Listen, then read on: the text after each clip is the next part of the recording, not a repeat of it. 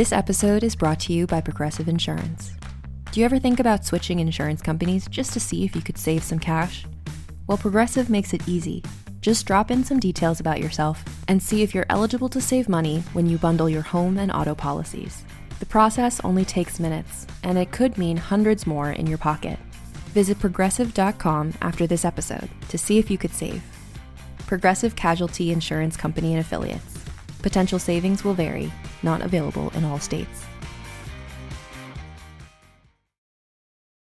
It's that time of year again. Everyone knows that the holidays can become overwhelming quickly, so the sooner you get things done, the better. For both shoppers and businesses, the best time to score great deals during the holidays is Black Friday, Cyber Monday weekend. Shopify is the commerce platform behind millions of businesses around the world, from household names to entrepreneurs who are participating in their first Black Friday, Cyber Monday this year. This Black Friday, join thousands of new entrepreneurs hearing for the first time with Shopify. Sign up for your free trial today at shopify.com/promo. That's shopify.com/promo. Go to shopify.com/promo and make this Black Friday one to remember. Black Friday is a contradiction. It's a day where joy and chaos, gratitude and greed collide. It's a spectacle that reveals something quintessentially human: our ability to imbue meaning into arbitrary things. One year at a Target in Buffalo, New York, two women fought over a discounted blender. Not metaphorical fighting, but with fists and hair pulling. Security intervened not before one yelled, "You don't even cook." Her accusation hung in the air. A reminder that objects are never just objects. They are vessels for the lives we imagine ourselves leading. Black Friday didn't begin with stampedes or doorbusters. It began with a traffic jam. In the 1950s, Philadelphia police used the term Black Friday to describe the chaos after Thanksgiving when shoppers and tourists flooded the city. The name stuck, and retailers rebranded it as the kickoff to the holiday shopping season. But why do we care so much about a sale anyway? Economists call it the scarcity heuristic, the human tendency to overvalue things perceived as rare. Psychologists tie it to FOMO, the fear of missing out, and I think it's something deeper. A sale isn't just a discount, it's permission to dream. A blender isn't just for smoothies, it's for imagining yourself as someone who makes smoothies every morning. A person whose life is as orderly and vibrant as their Instagram feed. Hello and welcome to the Growth Mindset Psychology Podcast. With me, your host, Sam Webster Harris. We learn about the science of our own minds, and from these lessons, hopefully build your own philosophies of what it is to live a life well lived. Today's topic is the psychology of Black Friday. We are creatures of narrative after all, and Black Friday is the theatre where those stories unfold. Sometimes with joy, sometimes with chaos, but it is a place where our emotions and our underlying animal instincts and our beautifully unhinged nature can become dramatically exposed. I just want to quickly mention that I wrote and released this episode last year, and I really enjoyed it. I thought it was both a fun episode with interesting stories, whilst also exploring some of the hidden psychology that's used against us, and we get to learn some ideas of how we can improve control of our own choices and not get swept up in the moments of pressure deliberately designed to take our choices off us. The people who listened to it seemed to really like it, and I had great feedback, but not many people actually clicked on it, because I released it a little late, and after Black Friday's happened, people were understandably not wanting to hear more about it.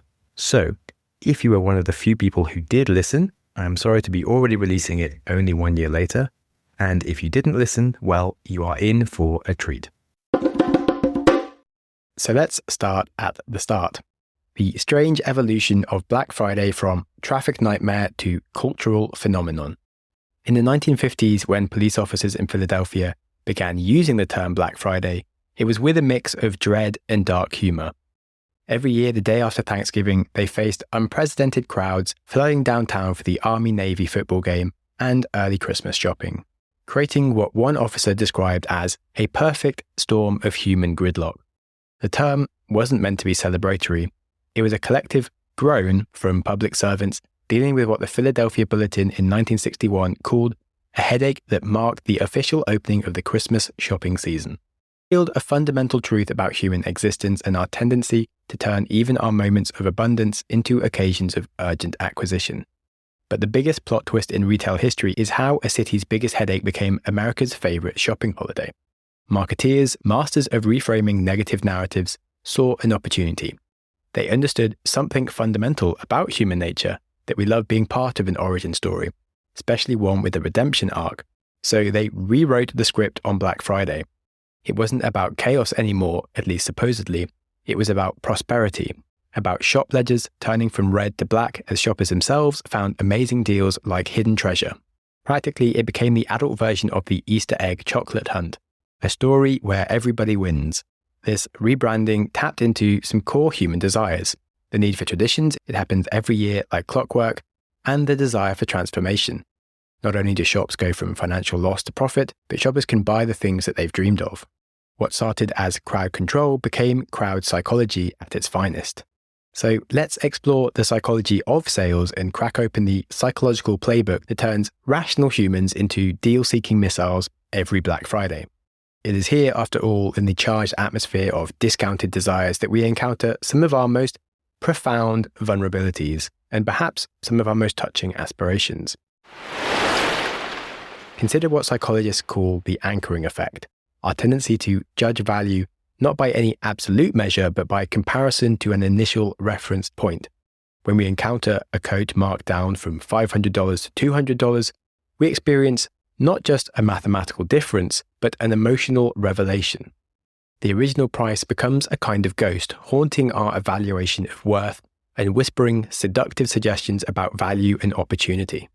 But here's where it gets very interesting. Retailers aren't just playing with prices, they're tapping into our evolutionary circuitry. And I'll break down the psychological triple threat that makes Black Friday so irresistible. Firstly, the scarcity effect. When there's only two left, that triggers the same part of our brain that made our ancestors hoard resources for winter. We're not hoarding mammoth meat anymore, but our brain doesn't know the difference. Then there's FOMO, fear of missing out. Those countdown timers, they're digital predators hunting our primitive fear of missing crucial opportunities. Our ancient ancestors faced life and death decisions if they missed out on resources. Our modern brains still can't tell the difference between missing out on a TV deal and missing out on an essential survival resources. We certainly hedonically adapt to our environment to make it seem just as scary, but we don't adapt from a point of logic. Thirdly, and most touching of all, is what neuroscience reveals about our relationship with anticipation. Our brains release more dopamine in anticipation of a reward than when we receive it. And this illuminates a profound truth about us. We are creatures who live not in the present of possession, but in the future of possibility. The most powerful part about all of this is that these triggers stack up. When you combine an anchored price with scarcity and a countdown timer, original price $1,000, now $600, only two left, half an hour before the sale closes, and then you add in some anticipatory reward as well, you've created a perfect storm of psychological triggers that even the most rational minds can struggle to resist. What I find so fascinating is how these psychological principles really mirror ancient human behaviors. When our ancestors spotted a fruit tree at the end of a day with a storm coming in, and they could see only a few ripe fruits left in the upper branches, they had to make split-second decisions about whether they try to climb the tree and risk falling out or getting stuck in the storm to pursue those valuable resources or heading back to camp hungry. Today, we've simply replaced fruit trees with flash sales, but our neural hardware remains remarkably unchanged. In this light, the queue outside a store on the morning of a Black Friday sale is not just a line of consumers, but a collection of humans who are animals united in their embrace of potential, each mind alive with the chemistry of anticipation and each heart beating to the rhythm of what if. So now we've understood more of the psychology, let's look at some case studies. In 2011, a woman in Walmart pepper sprayed other customers crowding around to get an Xbox and injured 20 people in the process. In 2008, a Walmart employee was killed in New York when a crowd of roughly 2,000 shoppers broke down their doors and trampled him. The store had advertised a 50-inch plasma TV for $798. In 2016, two women in Charlotte got into a fistfight over the last Instant Pot at Walmart. Neither woman actually needed an Instant Pot. In post-incident interviews, one admitted she already owned one, whilst the other confessed that she wasn't even sure what it did. And it's not just America. In 2015, in a shopping centre in Manchester, UK, hundreds of otherwise sensible adults found themselves locked in combat over discounted bed linens, and 3 women were even arrested. In an unrelated incident on the other side of the same shopping mall, 2 men got into a fight over a TV on sale in Tesco. They dropped the TV in their fight and another man walked off with it. I could go on, but I think you get the point. It does make us wonder. How do ordinary people, parents, teachers, neighbours, become such instruments of tragedy in their pursuit of discounted toys, electronics, and even bed linen? Among these crowds are individual people who waited hours in the cold, many probably thinking about making their children's Christmas wishes come true, or finally being able to afford something that had been out of reach. None of them intended harm. Most were probably kind and decent individuals when their rational brains were online and functioning. Some factors that contribute to our more idiotic behaviours are, firstly, Deindividuation. In crowds, we literally lose our sense of individual identity. Studies show that people in Black Friday crowds show similar behavioural patterns to sports fans at rowdy games. Then there's competition triggering. Retailers intentionally create conditions that trigger our competitive instincts. We don't even have time to evaluate if we want the thing. When we see people buying it, there's limited quantities, there's time pressure, and if something looks like it's going to sell out, we just want it anyway, and people start physically clustering over things, and it activates what anthropologists call resource competition programming. Then there's also social contagion. Emotions spread literally through crowds like viruses. One person's anxiety can infect hundreds of people within minutes. On top of all this, I really think there's some good old Polyvagal theory going on, and the fact that everything we've spoken about so far is about putting us in a heightened emotional state. We aren't thinking in the slow and rational, easy, relaxed manner. Our adrenaline is fully pumped up, we're in a fight or flight mode, and that shuts off our advanced thinking, and it turns us into a much more primitive state. But before you give up on humanity, we aren't just a bunch of terrible heathens when put under pressure. In 2020, in a Walmart, hundreds of people bought layaway items where they paid an initial deposit and would only receive their item once they finally paid the full sum. One kind donor paid off the full amount for all the shoppers there, and hundreds of shoppers were able to have their gifts for free in time for Christmas. Another interesting piece of news, you might have heard of Black Friday's little brother, Cyber Monday, and hopefully you've heard of its kinder cousin, Giving Tuesday. In 2022, Giving Tuesday generated $3.1 billion in donations alone. That said, I'm going to have to be transparent and say, I was hoping to find a lot more stories of kindness to create a nice narrative here and even out the episode a bit. But I really had to scrape the bucket compared to the fountain of headlines of dumb fisticuffs that are blown up every year around the world. The internet does seem to be awash with negativity in general, but there are a few tales of kindness out there. This might be a reflection of just how the internet works as a whole and how much of our news system is just about the worst aspects of humanity. Personally, I've definitely seen kind people let old people to the front of a queue on Black Friday. Or in my teenage years, I used to work as a lifeguard, and we regularly had people returning lost wallets that they found in the changing rooms, and I can only assume some of the same things happen elsewhere. So whether Black Friday truly is the WrestleMania we see online remains a bit of a mystery. I did just mention Cyber Monday, and that's going to be part of our new theme as we cover the transition to online shopping that's happened over the past decades. Personally, I used to enjoy my walks through the winter air in the city, the first frosts having settled in the UK, the smell of roasted chestnuts lingering in the air, the Christmas lights have turned on, a day out shopping, exploring with your friends and family. Time felt more abundant, you could finish the day with a movie. Now, 15 years later, I do most of my Black Friday shopping in my pajamas, on my laptop. In 2002, according to Adobe Analytics, Americans spent $9.1 billion on Black Friday online purchases. That's $6.3 million per minute. In 2010, online sales made up just 9% of Black Friday spending. It's now over 50%. And why? Well, there's the friction factor. Physical shopping has natural pause points, driving to stores, waiting in line, carrying bags. Online shopping removes these friction points and our brains love it. Studies show that we actually spend 12 to 18% more when shopping online due to reduced transaction pain. Then there's the infinity loop. Remember how stores used to close or only have a set amount of items in their set amount of physical space? Well, online shopping created what behavioral economists call endless aisles. Amazon alone lists over 350 million products. That triggers a feeling you may relate to of the one more tab effect. We keep searching because the perfect deal might be just one click away. Finally, we have the social proof paradox. In a store, you see actual people buying things, but online you see 12 people are looking at this item right now, and there are only 2 left. The digital version creates even more urgency because we can't verify it, but we assume it's true. As opposed to in the physical shop, we know it's only just that one item that's selling out like crazy and nothing else. Mobile shopping has really amplified these effects as well. In 2022, 48% of online Black Friday purchases were made on people's phones. And data shows that peak shopping hours have shifted to 10 p.m. to 2 a.m. The store never closes and our brain never fully turns off. We are literally shopping whilst we are asleep.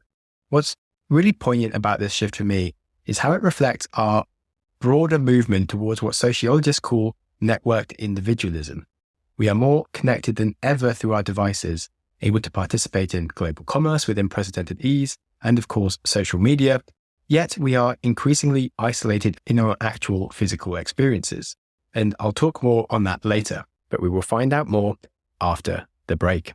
And it is not lost on me the beautiful sense of irony that we may well be about to hear about some Black Friday deals from the lovely and wonderful advertisers who support the show and keep it running so I can create content like this for you. Please stay tuned.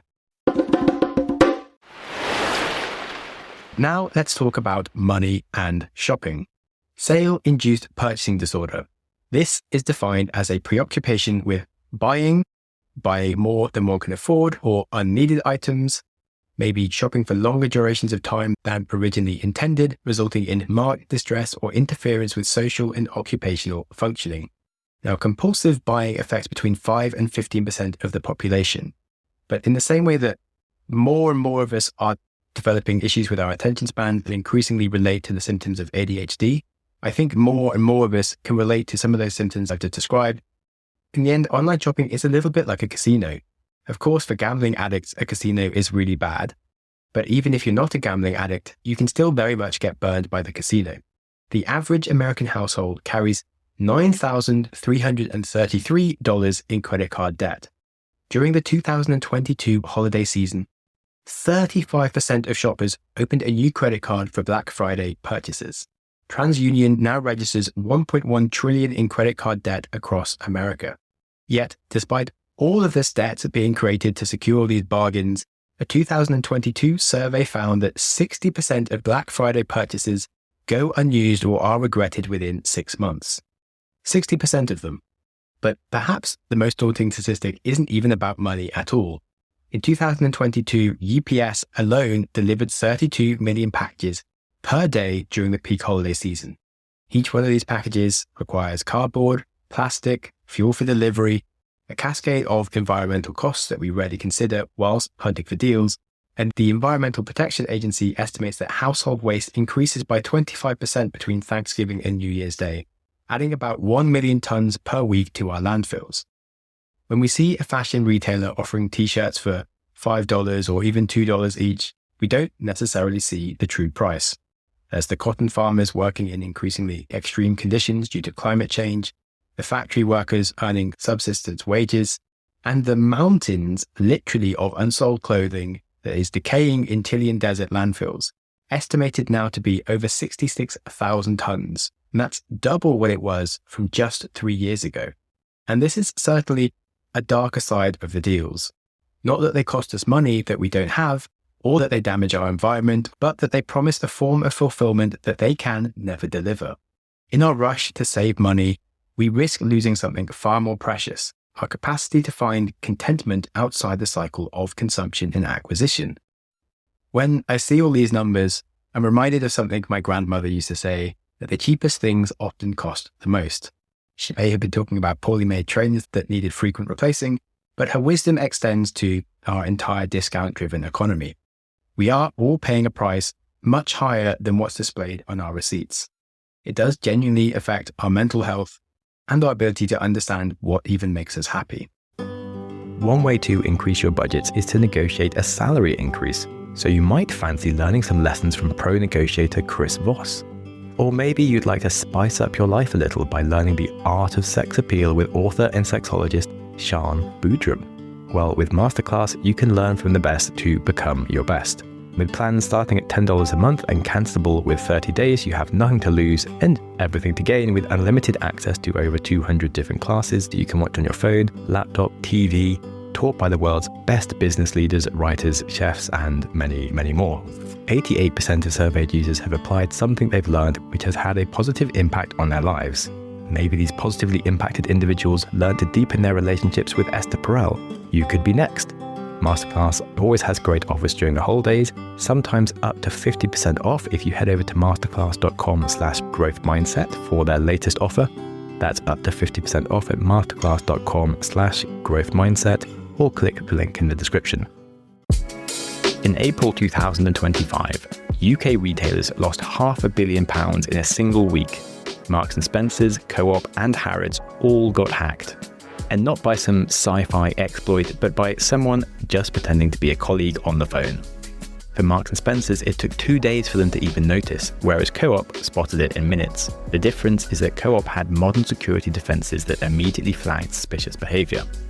With NordLayer's built-in threat detection, you can also spot risks before they become disasters. But even cooler is their zero-trust architecture, the security model that assumes nothing is trustworthy by default. So it deploys multi-factor authentication, device posture monitoring, and granular access policies that mean that even if someone gets a password, they still can't get in.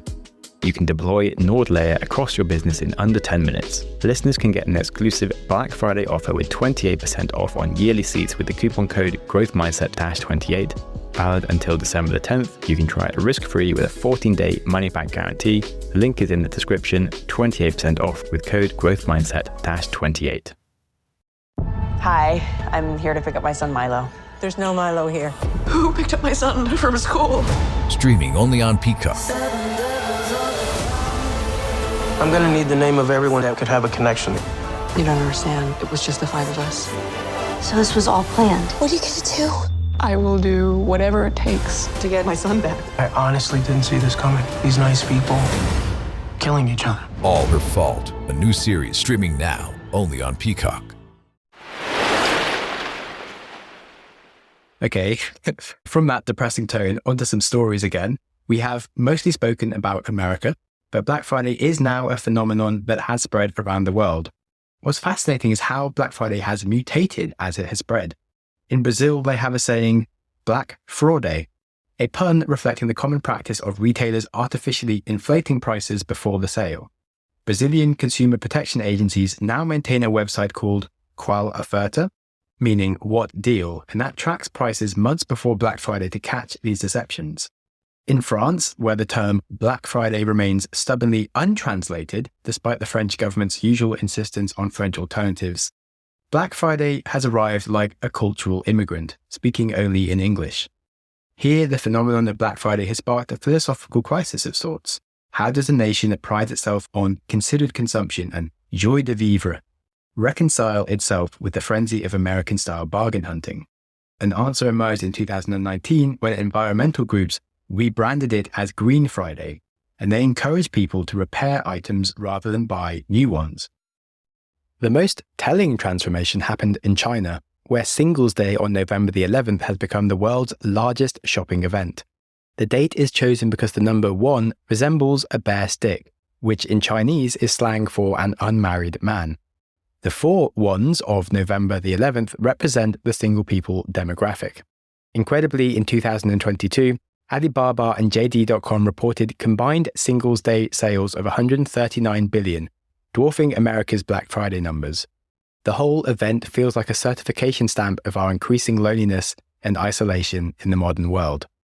Now, whether you love Black Friday or hate it, it does teach us about nature and who we are year-round.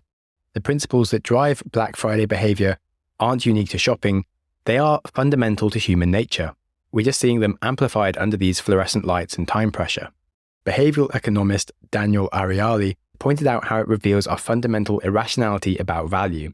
We can spend hours trying to save $40 on a TV, but we won't spend 10 minutes filling out the right forms to save $40 on our utility bills. We're not just bad at maths, we're bad at math in a predictable human way. The behavioral economist Richard Thaler's research shows how we maintain multiple mental accounts, treating a $50 saving on a TV differently to a $50 salary increase, despite their mathematical equivalence.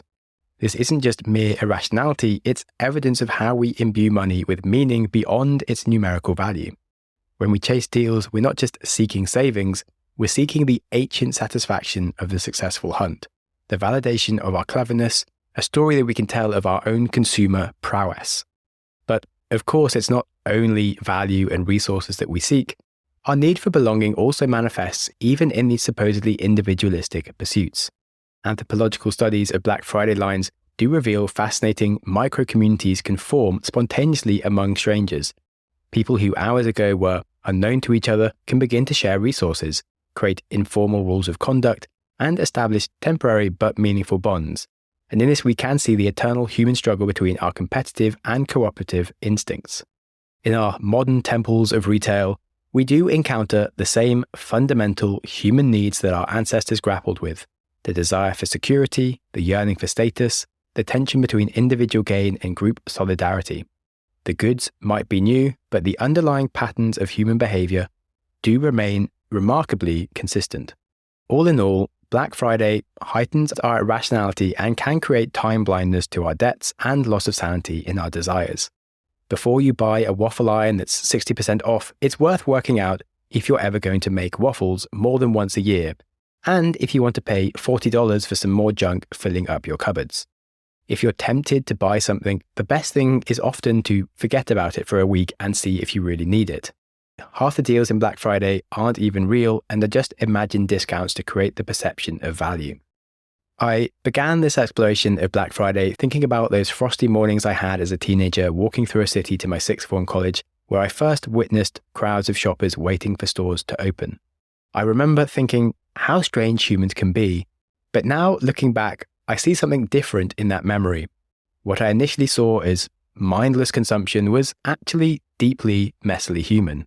In this episode, we've witnessed both our capacity for frenzy and our ability to form instant communities. We're seeing how digital convenience has been replacing physical connection, how the dopamine rush of clicking add to cart has supplanted the shared excitement of waiting in line with strangers. The deals may or may not have gotten better, but something intangible has been lost. We can abstractly talk about the billions upon billions of dollars of purchases, but within that abstraction, millions of individual stories play out every time. Parents trying to make Christmas magical on a tight budget. Small businesses hoping to compete with retail giants. Warehouse workers picking and packing at unprecedented speeds, and algorithms learning our desires better than we know them ourselves. Black Friday, in the end, isn't really just about the deals. It's about who we become in pursuit of them. It embodies our eternal contradictions, our desires to save money and to spend it, our need to participate in collective experiences, even as we pursue individual gains, and how we navigate abundance and scarcity. Perhaps that's why I find myself still thinking about those mornings as a teenager and the fights that inevitably erupt every year. Not because Black Friday shows us at our worst, but because it shows us as we are, complicated, contradictory, capable of both mindless consumption and mindful connection. In our pursuit of deals, we do reveal our deeper pursuits, for belonging, for security, for a sense that we are smart enough or lucky enough to beat the system. All in all, I can only really give Black Friday 1.5 stars. If you personally know anyone who is prone to pulling people's hair out to get a blender that they're never going to use, please do me and them a favor by sharing this episode with them, as it's how the show grows. And on that, remember this year that it's not about what you have, but who you are. Thank you so much for listening. Go you! Your consistency to reach the end of an episode is legendary. My hero! But when we learn things, it's important to reflect. So I politely invite you to take a pause, rifle through the biggest ideas you just heard. So here's your opportunity to hit pause and have a think. Okay, did you wrestle with some insights? Information doesn't stick when we race from one podcast to the next without using our brain to play with the knowledge. So here's another go at a pause. Alright, negative. I'll let you off to continue with your life now. If you have any ideas or feedback for the show, I'm always interested to hear from you. You're the best! And other than that, please stay curious. Curious. Quote. Smiling for no reason.